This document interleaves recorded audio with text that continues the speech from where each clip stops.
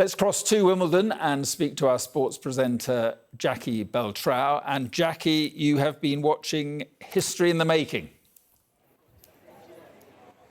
What an extraordinary story we have got here at Wimbledon, and I've covered a lot of them, and I think this absolutely tops the lot. It's like a Hollywood script that you wouldn't believe, and I was actually watching it from the Hill, which is now called Arthur's Seat.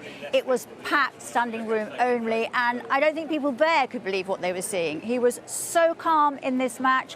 His first quarter-final, as you said, he comes into it as 114 in the world and a British wildcard, and nobody expected this, apart from, I think, Arthur Fery, because he's beaten Caboli before at the Australian Open. He really backs his own tennis. He's super, super confident. And as the match went on, he got braver and braver and more aggressive. And I think Caboli just seemed to wilt in the heat and under the sort of scrutiny of Fery, who just didn't blink, winning that third set 6-love. It was an absolute masterclass, and I think he has been expecting this breakthrough from himself for quite some time. He said earlier in the tournament, you know, my ranking is low, but my tennis is worth much more than that. I know I should be higher.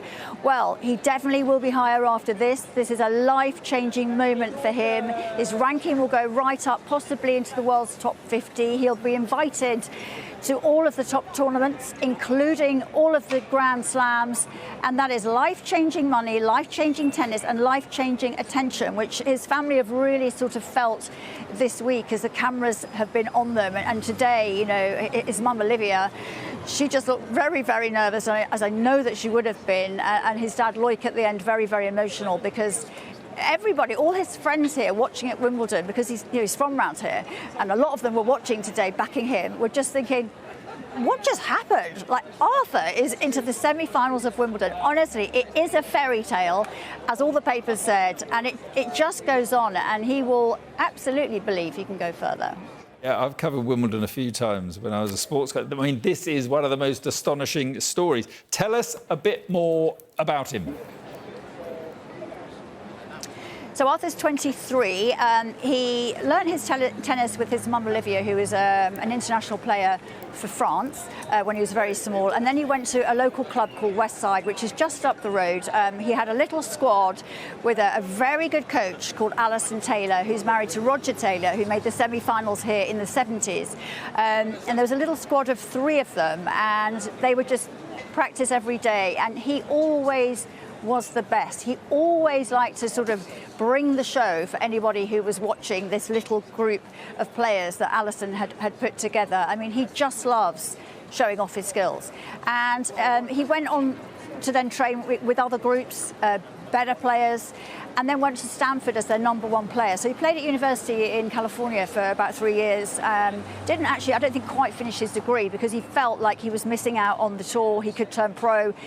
Other members of his peer group were doing that, and he thought, you know what, I'll part the degree, I'll finish it later, and I will go onto the tour and see how I go. He's had a couple of injuries, a bone bruising injury, which is the same as Jack Draper, which has sort of limited his appearances. But this year he's really started to motor, come good, and build that ranking. It is difficult when you're playing the lower level tournaments to get the number of points you need with the wins to sort of move up the rankings quickly. But my goodness, this fortnight, he will have shot up those rankings, may even become the British #1 by the end of it. And he's a cool customer, Arthur. He doesn't get flustered about, he doesn't really get too high, doesn't really get too low. He was asked in his interview on court afterwards, how are you going to deal with it? Semi-finals of Wimbledon and everything that goes through it. He just said, we're just kind of figuring it out as we go along, him and his team. And he just doesn't really get flustered by anything. He's got much better at the media as well, doing the interviews afterwards, because this is all new ground for him. He only walked out on centre court for the first time the other day when he beat Grigor Dimitrov, one of the great stars of the game, and he did that so well. And he's gone out there today and he's blown away a really good opponent. You know, Caboli's a little bit older than him, but in tennis terms, he's years ahead because he's been on the tour for so long. So bye-bye the 9th seed, and Arthur Fery goes into the semi-finals of Wimbledon. And this is, you know, life-changing stuff. This is camera lenses on you. This is back page pictures, everybody knowing your face. It's going to be really different for him going forward. But I think he'll just take it in his stride. That's the kind of guy he is. Good for him. It's absolutely remarkable. And as you say, Zverev awaits, and who would bet against him? Jackie, thank you very much indeed.